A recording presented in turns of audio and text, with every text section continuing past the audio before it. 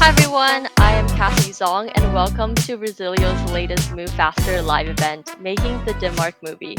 We're holding these Move Faster events to share strategies, insights, and hard-won lessons behind moving data at the speed of business directly from industry experts. Today's expert, we have Rune Holst Månsson from Preymaker joining us today. As a creative leader and artist at Preymaker, Rune is developing a sustainable future for artists and fostering the creative possibilities of real-time work. Rune, are you ready to take us behind the scenes of Denmark? Yes, I'm ready. Thank you very much for that introduction. So, hi, good morning, good afternoon, everybody. I'm Rune, and I'm a creative at Preymaker, and I'm excited to share our latest project with you, Project Denmark. But instead of just showing you the film, I want to show you how we actually made it. So now creating a film across multiple time zones, that's a bit of a challenge. There's always little hiccups along the way, timing issues, tech delays, stuff like that. That's where our partners at Resilio come in. So I want to give a huge thank you to them for not only hosting us today, but also being the backbone of this production. Their software helped us stay in sync no matter where anybody was on the globe. So when an artist in LA hit publish on an animation, it would be immediately available to the rest of the team around the globe. That meant that we could keep the creative momentum going without waiting around for uploads or delays of any kind. It was, in a word, seamless to us. Where did this all start? So it simply started as a rigging research project. Our initial goal was simply to achieve expressive Lego-style faces in a real-time environment. We built a prototype facial rigging system that we called JPC that would help us map shrink-wrap deformations onto a joint-driven rig. To validate the new rigging system, we created a short test sequence in Maya. To test the rig, we built this little action short of a minifig diving for cover, dodging gunfire. As you'll see, there's a little twist at the end. But this is where things really clicked for us. When we watched it back and started showing it around to other people at the studio, two things became really clear. First, we wanted to avoid an overly smooth CG look, so we switched to animating on twos. Let me loop this in the meantime. There we go. So we switched to animating on twos as a way of paying tribute to the Lego stop motion fan community. And then the second thing that happened was that everybody at the studio loved it. And this reaction is what pushed us to expand the test into a full-blown short film. So once we were committed to making a short film, we kicked things off with the lead animator in South Africa and the director in LA working really closely together. They started with loose sketches to feel out the rhythm, the visual rhythm, and the key moments of the movie. Then moved quickly into Maya to block out cameras and shot compositions. In hindsight, jumping in without a proper script was a huge learning curve for us. We were basically writing the film inside the layout stage, finding the story at the same time as we were staging the shots, which meant a lot of iteration to balance clarity with nice cinematography. Because all of that was happening directly in 3D, keeping the lead animator and the director in sync was critical. Both needed to be able to open each other's scene files and make changes rapidly. This is where Resilio really became the backbone of the process. It automatically synced Maya scenes and publishes between LA and South Africa, and they were always looking at the same version as a result of this. And as more artists joined the project later on, the same setup kept the growing team aligned and stopped the pipeline from getting really messy and confusing. So, next, we took a deeper dive into JPC, our facial rigging tool. To hit that high-end Lego movie style close up, we knew that simple animated textures weren't going to cut it. They pixelated in close-ups, and they get incredibly heavy once you have a bunch of characters on screen. And every little change to an expression would have meant re-rendering a whole set of texture sequences. Instead, JPC, which is joint point constraint, uses what we called a pseudo 2D rig built out of actual geometry. We created these nice shrink wrap deformations on detailed layered face geometry, and JPC automatically transfers this data onto a lightweight, joint-only rig that is optimized for Unreal. Under the hood, the tool is doing all the hard work, procedurally placing joints per vertex and handling the skinning. For our animators, it was simple. They run the tool, and when a green ring appears around the screen, hoo-ha! And when a green ring appears around the screen, that's the signal that the rig is clean, optimized, and ready for publish. Because everything is driven directly in Maya, using geometry, we basically skipped animating textures entirely, which not only scales better to crowds, but also lets us bypass an entire texture re-render and quality assurance step each time we needed to make it a tweak. So, solving faces were only half the battle. We also needed a really solid way to build out the world of actual Lego bricks. So we wanted to tap into the collective creativity of the global Lego community. We built a Houdini pipeline to ingest the massive open source LDraw library as a result of this. On top of that, we wrote a custom Python tool that regenerated all 25,000 unique brick types. This wasn't just any dumb importer. The script rebuilt the parts at a higher fidelity, cleaned up naming, and prepared all of the right attributes for Unreal. Our first plan was to keep everything in USD, but in practice, as we found out, Unreal 5.3 was not quite ready for the ask that we gave it. So we pivoted to FBX plus a nanite workflow, which turned out to be the right decision. Because LDraw stores the brick graphics as actual geometry, we could keep everything crisp and sharp without the need for additional heavy textures. In the end, we compressed the full curated library of 25,000 parts down to around 13 gigabytes, a complete digital Lego kit ready to drop straight into layout. So once we had our full digital library of bricks, the next step was to actually build something out of this. For that, we used Preymaker Studio, which is the standard tool for the Lego fan community. We wired our Houdini pipeline straight into the studio files so we could ingest the data directly. We took a hybrid approach. A few hero buildings were custom made for the film, but we also leaned heavily on existing community models. And honestly, I gotta pay tribute to these people. These community sets were incredible. A lot of them were better than what we could have reasonably built ourselves within the schedule. To get the right look, we also got pretty nerdy about colors. We took the official Lego hex values and converted them into 16-bit ACES CG values, which gave us true Lego colors while staying consistent with the rest of the VFX pipeline. Next came optimization. Our first instinct was to be purist and instance every single brick like we heard it was done on the Lego movie. But when you try to instance around 100,000 bricks for just a single building, Unreal tends to have an opinion about it, and that opinion is about 5 frames per second.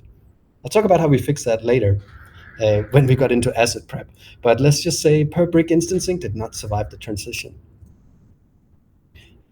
To bridge the gap between standard 3D modeling and Lego construction, we built Preymaker, a custom Houdini tool that turns any geometry into a Lego creation. The workflow kind of mimics how humans build. It voxelizes the mesh, then fills the volume layer by layer from the bottom up. The logic is smart. It first fits the largest possible bricks to fill the core, then creates a shell of progressively smaller pieces, and then finally applies slope bricks to smooth out the contours. This was important as we focused heavily on silhouette.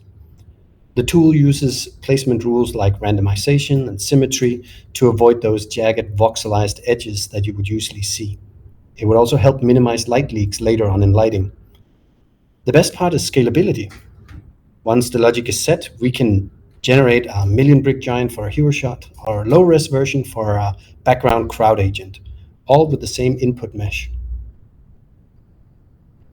So back to that performance bottleneck I talked about. We found that instancing bricks individually, whether through USD or Niagara, hit a hard ceiling at around 100,000 pieces in Unreal 5.3. This sounds like a lot until you realize that our scenes would require tens of millions of bricks to be constructed. To scale up, we switched to a clustered FBX workflow. We used Houdini to fuse bricks into larger chunks and aggressively cull any unseen interior geometry. This allowed us to feed clean, optimized meshes directly into Nanite. And this seemed to be the magic bullet that got us from 5 FPS back to real time.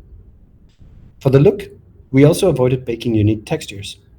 Instead, we maintained a strict texel density across every asset. This allowed our Uber shader to procedurally project fingerprints and imperfections in Unreal, keeping memory costs manageable. We also had to be strategic about hierarchy. Static buildings were merged into a single asset for speed, while moving structures like the starship that you saw with folding wings remained as separate clusters to give animators more control. And for the explosion, we needed total control. A standard particle sim wouldn't work because we needed that specific chubby brick by brick stop motion look. So we did something unconventional in Houdini. We took every single frame of the simulation, merged them into a massive static point cloud, and then for each point, carried not just position and rotation, but also specific attributes like frame ID and temperature. We exported this as a custom JSON file, which is a simple data list, which we fed into Niagara and Unreal. The biggest challenge here was fighting Unreal's instinct to smooth things out. Since we were animating on twos, we didn't want bricks sliding or scaling between frames. So we forced Niagara to read the JSON file and make the bricks pop into existence exactly at the correct frame. This guaranteed zero drift and a perfect stop motion feel. Our biggest challenge was self-inflicted. We decided to work at true millimeter scale to ensure predictable shading. And in theory, this is the right way to do it, but in practice, it was a major headache. Unreal is not built to render things at this tiny scale. So it would struggle to resolve the difference between our tiny meshes and embedded rigs. We effectively broke the import pipeline. Geometry came in tiny, rigs came in huge, and generated an effect that we affectionately called the land of the giants. The engine also struggled with math at this very tiny size. We saw floating point errors causing animation jitter, polygons flickering, corrupt normals, and Lumen, the built-in lighting system, behaving unpredictably because the system wasn't created for scales that small. We learned the hard way that sometimes you just need to fake the scale in order to make the process work. So the scale issue didn't just break the math, it also broke the user experience. Honestly, navigating the viewport sometimes felt like operating a microscope while wearing boxing gloves. The camera was simply too fast and too clumsy for such tiny objects. Because our assets were physically microscopical, Unreal assumed they were also insignificant, which meant the built-in LOD culling triggered constantly, causing assets to pop in and out. Framing a shot became a battle against the near clipping plane. We tried to get close for dramatic macro shot, and the subject would just vanish, because the camera literally couldn't focus on anything that close. At this point, we faced a crisis. We were in too deep in production to remodel and republish every single asset and animation and camera at a new scale in Maya. This would have killed the schedule. So we needed a way to fix the scale globally inside Unreal without touching any of the source files. And that led us to our savior, the master blueprint. The master blueprint is a class in Unreal. Think of it as an universal wrapper for every object in the film. Instead of resizing 1,000 files in Maya, we simply parented every character, prop, and building to this master blueprint. This gave us a single global control to scale everything in the world up to a size that the engine could actually handle. It also became another backbone of our pipeline. Because of inheritance, if we added a feature to the master, like effects logic, CFX hooks, or apparel slots, every asset in the game would inherit that trait automatically. This saved the project. It eliminated the need to recache animation and cameras, allowing us to fix all the scale-related problems instantly without breaking the art pipeline. The next thing we had to tackle was handling gunfire. It presented a unique challenge. Originally, every single bullet tracer in Maya was its own rigged piece of geometry. When we scaled that up to hundreds and then thousands of bullets, the import process became unmanageable. To fix it, we consolidated the volleys into a single Olympic cluster, essentially creating a geometry flipbook. While this was heavier than we would have liked, it solved the most important problem, determinism. It ensured that every volley played back exactly the same way, frame after frame, without simulation drift or variation. Looking ahead, the dream is to move into Niagara for efficiency. The challenge there is taming the simulation. We need to make Niagara fully deterministic so that the choreography remains art directable and perfectly repeatable. So this is on our roadmap for future projects. Bringing the explosion into Unreal revealed a new tricky technical nuance, subframe syncing. We imported the Houdini explosion into Niagara, and when we slowed the shot down for dramatic effect, the systems drifted apart. The FBX animation and the Niagara particles calculated their in-between frames differently, causing mismatch in motion. To fix this, we took manual control. We drove the Niagara system explicitly through sequencer tracks, specifically controlling life cycle, desired age particle attributes, and utilized simulation caching. This forced both systems to march to the tact of the exact same beat, frame by frame. Then came the issue of motion blur.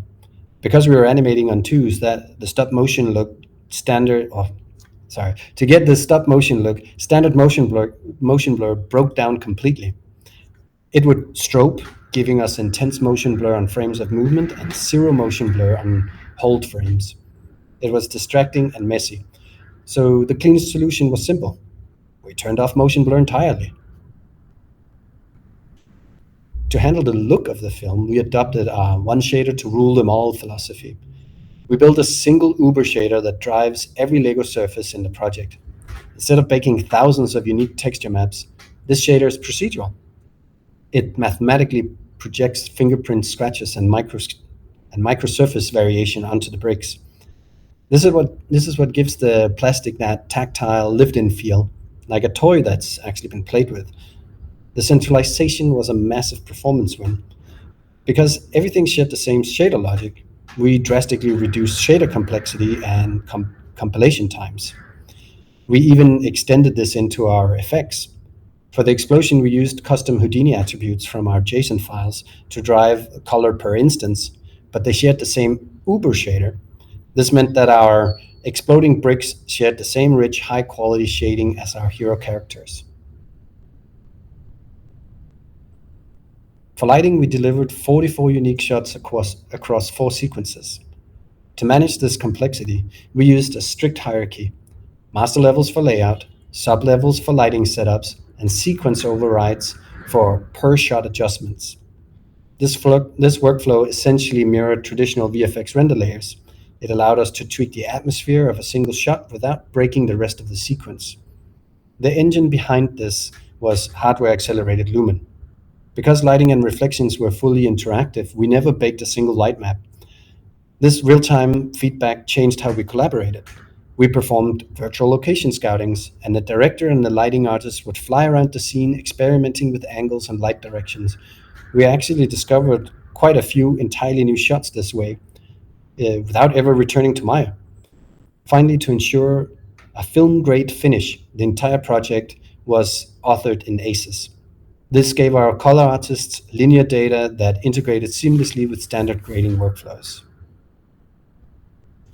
And to wrap things up, Project Denmark was a massive technical puzzle. We navigated everything from our custom JPC rigging tool and Houdini brick pipelines to fighting the scale issues in Unreal. But beyond the polygons and the shaders, this project was a test of global collaboration. We had artists across different time zones pushing heavy Alembic caches, constant layout iterations, and massive project files every single day. That is why I want to close by saying a huge thank you to our friends at Resilio one more time. As we showed you, our pipeline relied on thousands of files from Maya layouts to Houdini caches, instantly syncing across studio sites. Resilio made the process seamless and invisible to the artist, allowing us to focus on art rather than technicalities. They made sure that whether we were in LA, New York, or South Africa, we were all looking at the exact same thing at all times. So thank you for listening. Thank you for the presentation, Rune. If you want to see the Denmark movie for yourself or learn more about Preymaker's approach, visit denmarkmovie.com. And to explore what we do here at Resilio in helping teams move creative assets at scale, check us out at resilio.com. I am Kathy Zong, and if you've enjoyed our live event today, please stay tuned for our future Move Faster events. And we've got more conversations coming in the pipeline on technology behind faster production. Thank you for joining us today. Thank you. Bye, everyone. It was a pleasure.